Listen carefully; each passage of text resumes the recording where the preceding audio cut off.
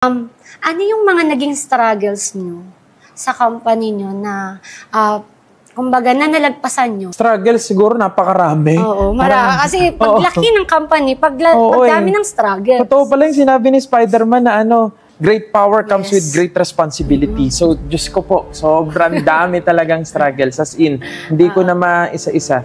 Pero, siguro yung pinaka-struggle na lampasan namin is yung tinamad na kami dalawa ni Nan.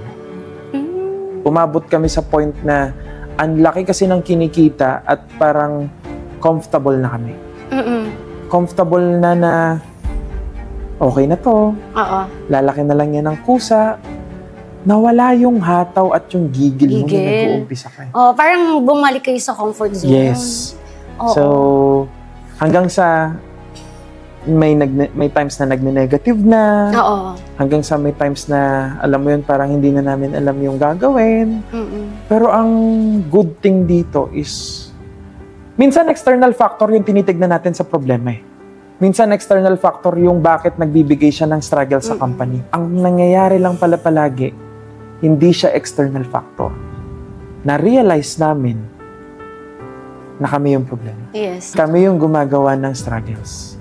So, nabago namin yon, masok kami ng IAM Plus, napakalaking tulong ng IAM Plus sa buhay namin. Ako personally, sa buhay ko, doon na siya naayos ulit, bumalik yung gigil, mas naging happy kami magtrabaho.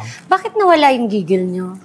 Parang naging complacent. Parang complacent, gano'n. Kasi may mga tao naman May mga tao na. Nakakapag-travel na, nakakagala na, nabibili mo na yung gusto mo. Alam mo yung mindset na bakit kailangan kong gumalaw dyan? Kaya nga kayo nandiyan dyan para gawin yung trabaho nyo. Pero hindi pala talaga. Kumbaga, once na maisip mo yon as an owner, dun yung umpisa na manghihina yung organization. Kasi as owner, you are still the captain. Correct. Possible na hindi na ikaw yung gumagawa, pero i-drive mo. Huwag mong ipakita sa mga tao mo na ikaw personally wala ka nang ginagawa. Wala nang bago, wala nang innovation, wala nang gigil, hindi ka na nagta-training. So, yun siguro yung mga nawala. Siguro yun yung pinaka-struggles namin, ma'am. And nung nalampasan namin yun, doon mas bumunga at mas lumaki yung Genesis. So, parang yung struggles nyo, yung na-comfort zone kayo, parang yung mga struggles sa loob ng company, parang ano na lang siya, parang madali na lang siyang isolve. Parang nangyari sa inyo, yung comfort zone nyo, na lumaki yung company nyo, nawala na yung pinaka-vision. Yes. Kasi pag nawala na yung vision nyo, ano pa ba ang mararating ng Genesis? Kumikita naman na tayo. Talagang hihinto ka na. So, ibig sabihin, parang nabuhay ulit, mas lumaki yung vision nyo.